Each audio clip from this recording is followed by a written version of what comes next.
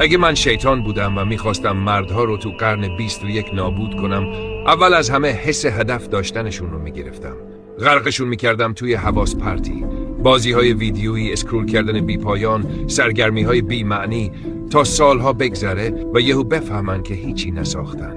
خود مردونگی رو تحریف میکردم. کاری میکردم غیرت داشتن سمی به نظر بیاد. باعث میشدم مردها از مرد بودنشون خجالت بکشن. نقش طبیعیشون رو به عنوان حامی و تأمین کننده ازشون میگرفتم تا بی هدف، ضعیف و وابسته بشن. لذت رو جای پیشرفت میذاشتم. باعث میشدم دنبال دوپامین باشن، نه رضایت واقعی. دنبال پورن برن، نه رابطه واقعی. دنبال فست فود برن، نه غذای درست و حسابی.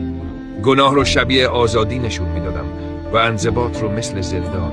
ایمانشون رو قطع میکردم. کاری میکردم فکر کنن دین قدیمیه و تسلیم شدن در برابر خدا نشونه ضعفه.